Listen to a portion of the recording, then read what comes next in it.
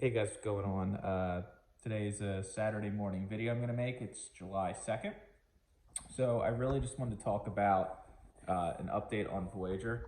I didn't realize that, honestly, so many people had so much money left in Voyager, not really staying up to date on the actual per se stock and what was going on. So I was reading through the comments yesterday, and it's funny because a lot of people are like, "Oh, this is clickbait." Like, no, it's really not clickbait. I just really thought that people, especially if you have tens of thousands of dollars in a brokerage like Voyager, you would kind of stay up to date on certain things going on. And if you didn't, it's kind of silly because how do I put this? So the news broke at 2AC last Friday.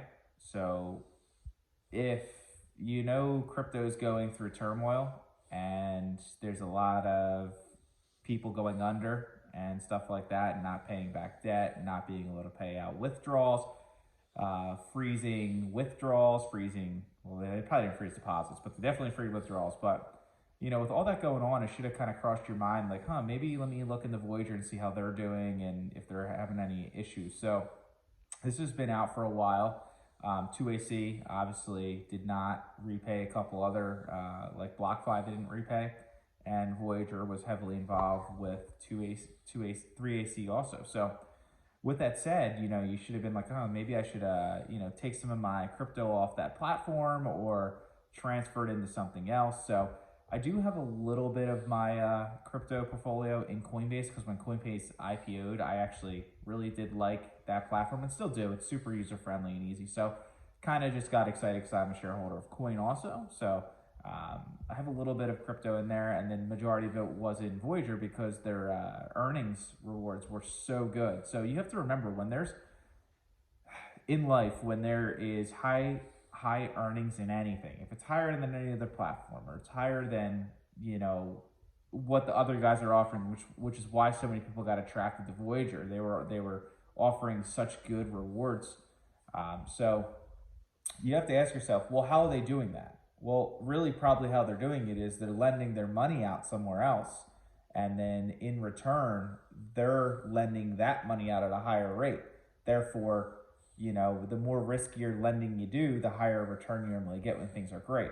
Well, if Bitcoin was 50, 60, 70, 80, 90, $100,000, we wouldn't be in this situation because they're lending out the money and they're getting a higher return. Therefore, every one of their customers are getting a better rate. So we have to remember that, like, you always got to keep especially with like crypto, which isn't obviously regulated, and Voyager, isn't, you just got to keep that in mind basically. So I looked at it as an opportunity where I'm like, well, everything's doing great, crypto's doing great, Bitcoin's doing great. Like in 2021 and 2020, I really had nothing to worry about because there's more users. They were very high up in the app store as far as downloadable apps, as far as in the crypto space. So there really wasn't much I really thought past. But when things started getting rough and things started getting tough and this and that, I kind of looked at it as I'm like, man, like maybe this isn't the best idea right now. Let me look into it and just stay up to date on it. So I would check it almost at least a couple times a week just to make sure I didn't see any news, and I did. So I had 5% of my wealth in crypto, probably about 4% in Voyager. So I actually did transfer to FTX Monday morning when that news broke Friday. I just wanted to see if anything came about it over the weekend, or they repaid their debts because they had a deadline Monday. 3AC had a deadline Monday to pay their debt back to Voyager, and they defaulted, didn't answer. They filed Chapter, I believe, 11 bankruptcy, or they filed bankruptcy. So it just wasn't good. And then when I saw that, I think Tuesday morning when I first woke up, I just transferred all my funds to FTX. The reason I chose FTX is, one, because it's a private company. Sam Bankman-Fried is kind of the one helping everyone out in the crypto community. So I feel like the last company to go under would be him. He is donating majority of his wealth. He's not one of those people that are greedy. He really has, I believe, crypto in his best interest, and he will do everything in his own way possible to keep it a thing, basically. So I look at it as, if crypto fails, which it might, doubtful, but it's absolutely a possibility in its in its current state. But the last brokerage I believe to fall and the last person to really stop trying would be FTX and Sam Bankman-Fried. So that's kind of where I wanted to park the crypto. If it gets super, super bad, I'll make a video and maybe I'll take some profits and then, get it out of crypto. But I don't see that. I mean, I'm pretty bullish on crypto in the future. I definitely think there's value. It just needs to get regulated. But yeah, so that's kind of my thoughts on Voyager and the whole thing and why I trusted funds. And if I knew more people were like keeping life savings or tens of thousands of dollars in there, I probably would have made a video Tuesday when I did that. I just thought that everybody that was serious about crypto and serious about Voyager and serious about all that, I assume they would keep up to date on that stuff because obviously it's very important. It's like checking a bank account. Like, what if someone stole your identity? What if someone stole your money? You don't ever check it. So that's kind of my mindset. I mean, maybe I just think a little differently. Like I'm always, I always check, or it's like getting paid every other week or every week, and you just don't check your pay stub, or you don't check that you got paid. Like it's kind of, if there's errors or something like that, it's easier to catch if you keep up to it or keep up with it. It's I don't know. I just didn't think I felt the need to make a video because I thought it'd be obvious. But next time, if I see something updated with Voyager or see something like that, I'll definitely make a video and let you guys know.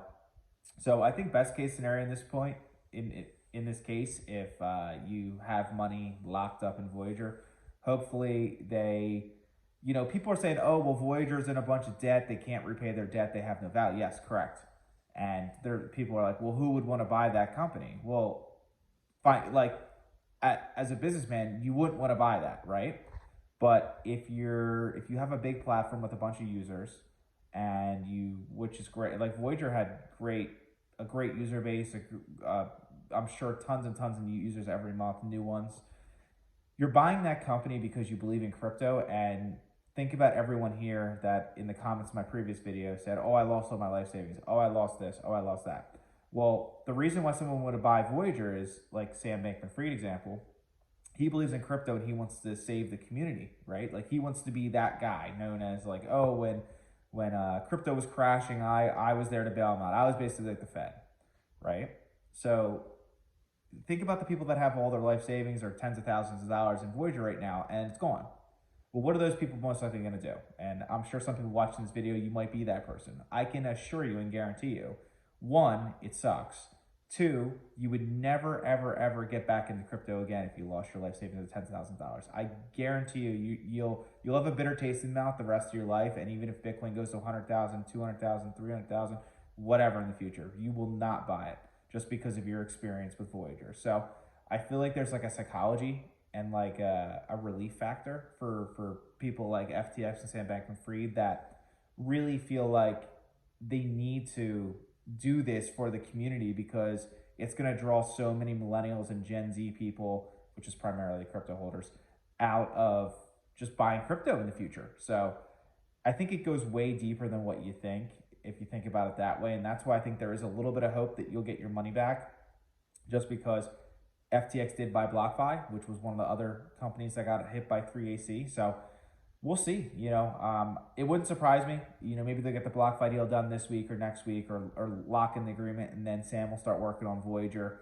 So we'll see. Or maybe everyone just loses their money and it's really shitty and a hard lesson to learn. But I have some faith that Voyager will make it out somehow. Somebody will buy them, or someone will see value in it with all their users and stuff like that. So that's kind of my update on Voyager. It's kind of unfortunate. But any updates, I'll let you guys know. And that's all I got. Let me know in the comments below your thoughts, or if you think that's maybe what they're going to do. Till tomorrow, peace.